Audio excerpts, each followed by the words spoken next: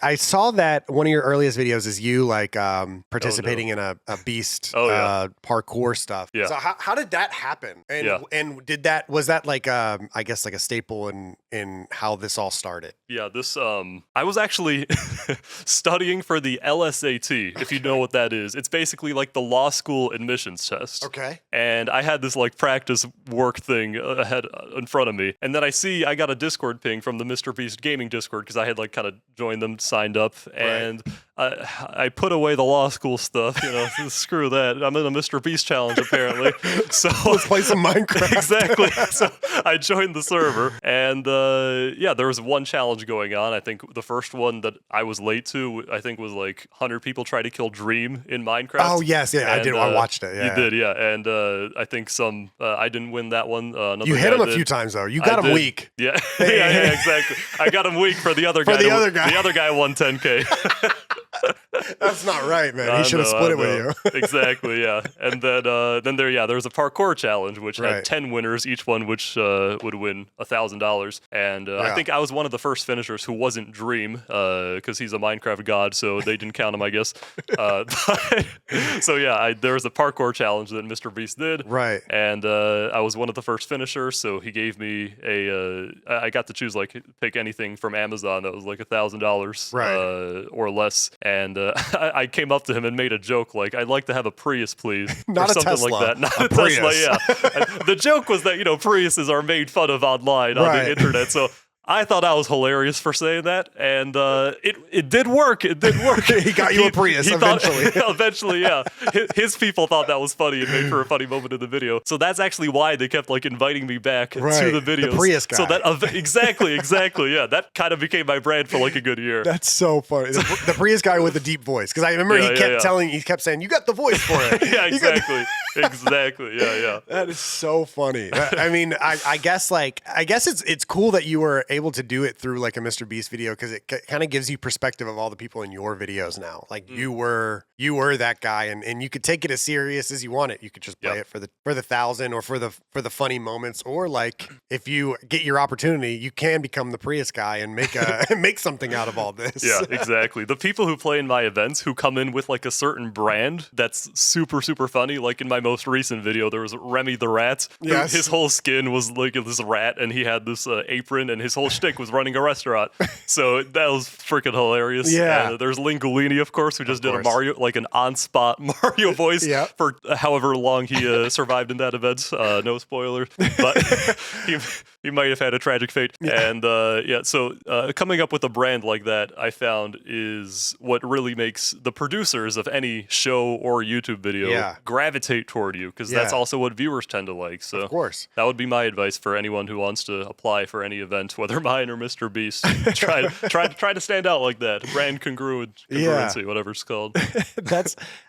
And I saw that you took the Prius brand, and you really ran with it, or pushed with it, I should say. Because you did your research very well, my friend. I just watched a few videos. That's really it. You did 100,000 push-ups in order to get the attention back on you being Prius guy. That's correct. And that turned around and the Prius ended up happening. Yeah. What happened is they invited me back a few times for a few challenges, and after I kept not winning, I kept losing. They eventually, or at least I think they stopped inviting me back because he'd lost the Prius lost momentum, the meme. So I was like, you know what? Exactly. Oh yeah, am I supposed to? Are you family friendly? I'll tone it back. No, it's okay. Okay. You say whatever you want. Okay. I don't swear because I'm just used to it. I have a Go XLR. I plus the bleep button. Yeah. That's the extent I go. My bleep button has dust on it. I haven't pressed it in a long time. Okay. But so I decided, because it was kind of losing momentum, the meme. And I was so close to getting a car, like an actual car. Because back then I was, broke high school, college student. So I'm like, man, it'd be so freaking cool to have a car? A car, or just the monetary value of a car, really. Right. Because, I was super, super grateful for getting $1,000 originally. I think he actually gave me $2,000 in the first Mr. Beast challenge. That's the amount I won, and that changed my life. I got a brand new camera. I got a whole bunch of camera equipment. Cool. I just put it basically into YouTube.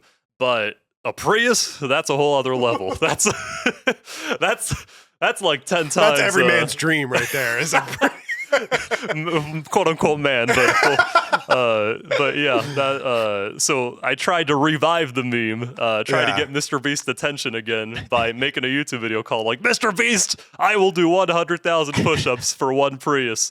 And I didn't get anything for the longest time, but I did the freaking push-ups. You did 100,000 push-ups. Yeah, I did them. And there was I had like a whole training regime. I did like, before the challenge started, I did like 10 a day and then like 50 a day, 100 a day. Wow. Just to try to get into it. Yeah. Until eventually during the actual challenge, which I completed within the span of 3 months, which is, I don't think I'd be able to do it now. I don't know how that happened. Just pure willpower.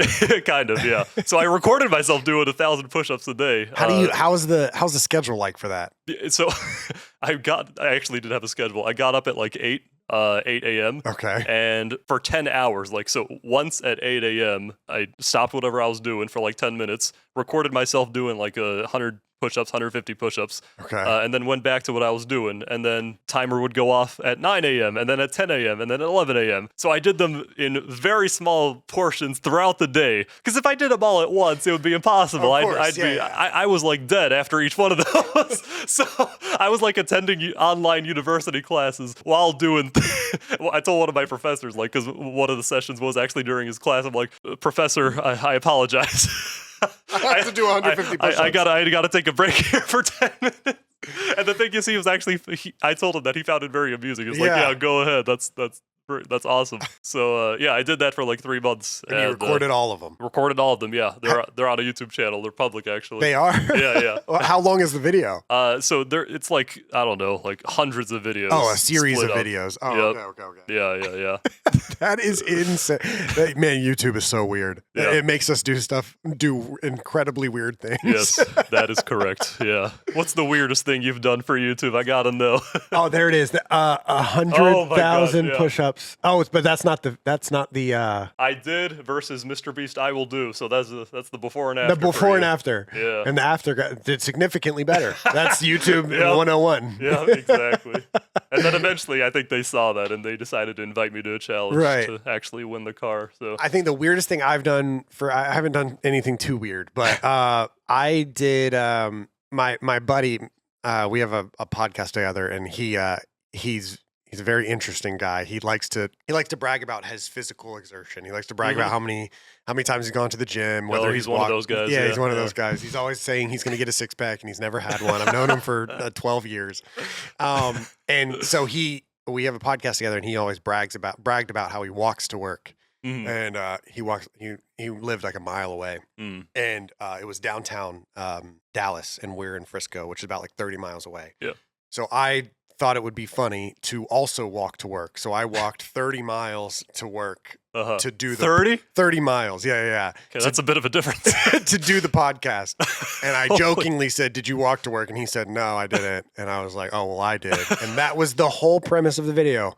And so yeah, that was one of the crazier things I had done. But how long was that video? Not that. I mean, it was like. How long was the walk, more importantly? The walk, I started at 4 a.m. and I got there at 2 p.m. Jeez. So, yeah. Holy crap. It was I almost gave up at one point. At one point, I hit a gas station and I was so nauseous. And I was like, I don't know if I could even do this. Yeah. Oh my God. I walked 30 miles to work to tell the joke. That was that was basically it. And and at the very end is me telling him. At the very end, he's just like, "You walk to work." That's him saying, "Wait, you walk to work?" And I just say, "Yeah." And I give him my phone. He's like, "There's no way you did it." Yeah, so that was that. I mean, again, and that was it. That was the whole thing. God, I'm not gonna lie, that was a little anticlimactic. God, how many views did that get? Not enough.